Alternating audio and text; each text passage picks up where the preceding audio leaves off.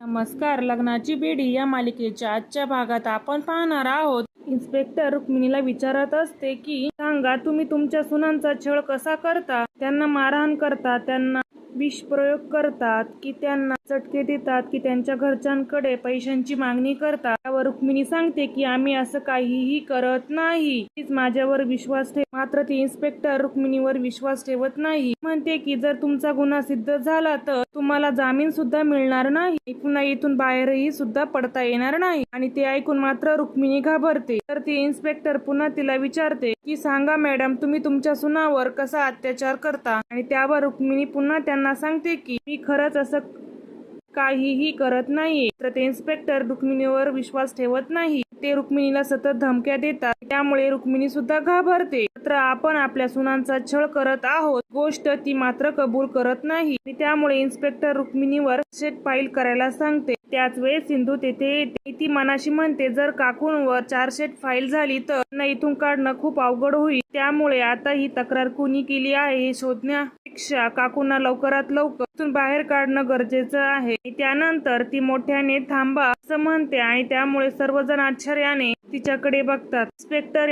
तिला विचारतात तू काय यांची वकील आहेस का? त्यावर सिंधू सांगते नाही, मी डॉक्टर सिंधू आहे. यांच्या नातवाच्या उपचारासाठी यांच्याच घरी राहते. मीच ही तक्रार दाखल केली होती. ते ऐकून मात्र रुक्मिणीला मोठा धक्काच बसतो. ती रागातच सिंधूकडे बघत असते. ते इन्स्पेक्टर बाहेर येते आणि विचारते की रुक्मिणी रत्न पारखी त्यांच्या सुनांचा छळ करतात का? त्यावर सिंधू सांगते नाही, तसं काही नाही, तर माझाच गैरसमज झाला. त्यावर इन्स्पेक्टर म्हणते की तुम्ही त्यांच्या दबावाखाली तुमचं स्टेटमेंट बदलत तर नाही ना? त्यावर सिंधू सांगते नाही मॅडम, जे मी सांगते ते खरं आहे. माझा गैरसमज झाला होता पण तो गैरसमज आता दूर झाला. आणि त्यावर इन्स्पेक्टर तिला विचारते नक्की काय घडलं होतं? त्यावर सिंधू सांगते मी यांच्या घरी राहते. सकाळी यांच्या हॉलमधून खूप आवाज येत होता, त्यामुळे मी बाहेर जाऊन बघितलं तर त्या मॅडम त्यांच्या धाकट्या सुनेवरती ओरडत होत्या आणि त्यामुळे माझा गैरसमज झाला आणि मी ही तक्रार दाखल केली. त्यांना अटक केल्यानंतर मी घरच्यांना विचारलं.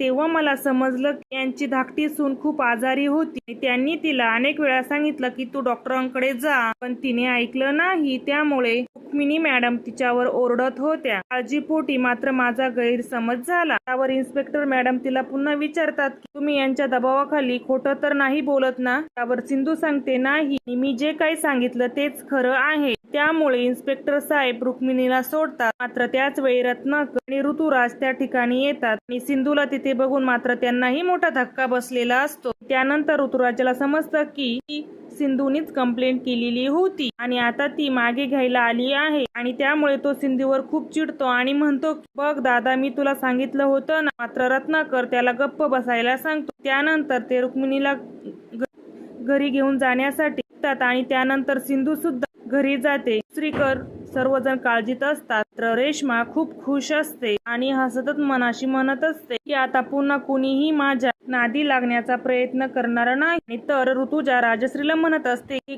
हे सर्व काही तुमच्या लाडक्या सुनेमुळे झालं आहे आणि तिने सिंधूला या घरामध्ये पुन्हा आणलं आहे आणि आपल्या वहिनी साहेबांना जेलमध्ये जायला लावलं. मात्र राजश्री तिला गप्प बसायला सांगते.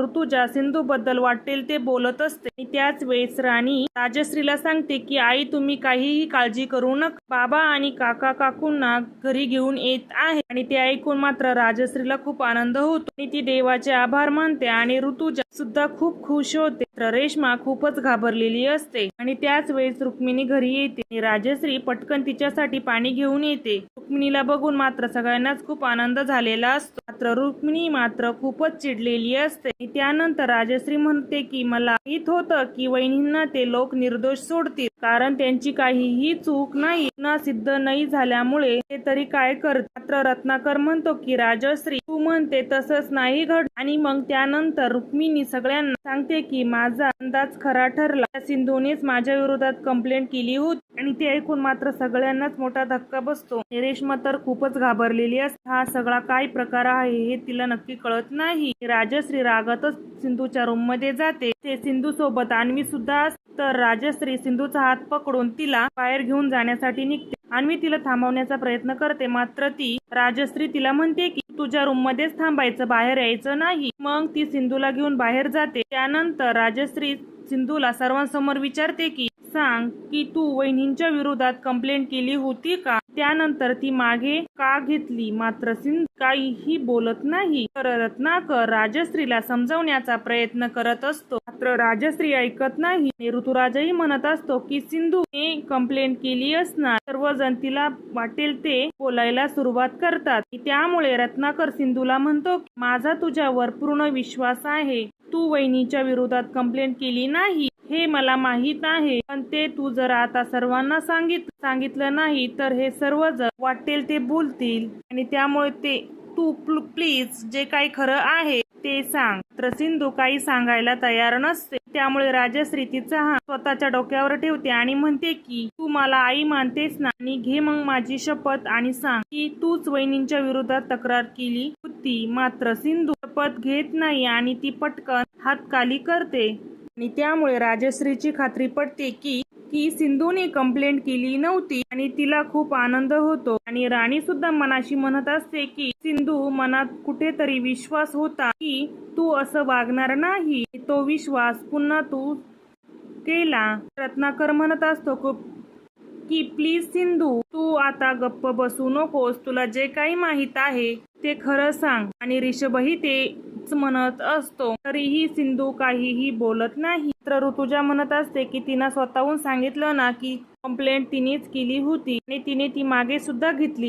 तुम्ही पुन्हा तिला सतत तोच प्रश्न का विचारता? ऋतुराजही तेच म्हणत असतो. रत्नाकर त्या दोघांनाही गप्प बसायला सांगतो. तर सिंधू म्हणत असते की मी कंप्लेंट केली नाही हे खरं आहे. या व्यतिरिक्त मी तुम्हाला जास्त काही सांगू शकत नाही. ते ऐकून मात्र रेश्मा मनाशी म्हणते, कंप्लेंट मी केली होती हे तर त्या सिंधूला कळलं तर नसेल ना, आणि जर कळलं असेल तर माझी काही खैर नाही आणि काकू मला सोडणार नाही. रुक्मिणी सिंधूला विचारते, माझा तुझ्या बोलण्यावर विश्वास नाही, खरं सांग कंप्लेंट कुणी केली होती? त्यावर सिंधू म्हणते की खरंच मी कंप्लेंट केली नाही. मला या वयात न केलेल्या चुकीची शिक्षा भोगावी लागू नये म्हणून मी पोलीस स्टेशन मध्ये खोटं सांगितलं आणि तुम्हाला घरी सोडून आणलं. तर रुक्मिणी म्हणते, जर तू खोटं बोलली नाही तर तुला नक्कीच माहित आहे माझ्या विरोधात कंप्लेंट कुणी केली होती. तर सिंधू म्हणते की नाही. त्यामुळे रुक्मिणी तिला रागात सांगते, ठीक आहे मग आता तुझ्या मुलीला घे आणि या घरातून बाहेर निघून जा. तर रत्नाकर रुक्मिणी समोर हात जोडतो आणि तिला सांगतो की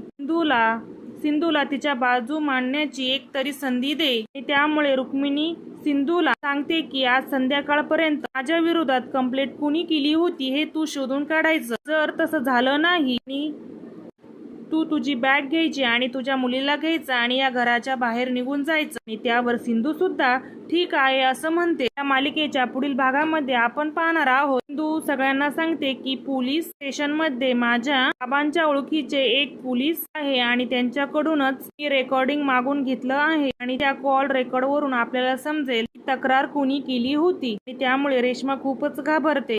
मालिकेच्या पुढील भागांच्या अपडेटसाठी आपल्या चॅनलला सबस्क्राईब करा.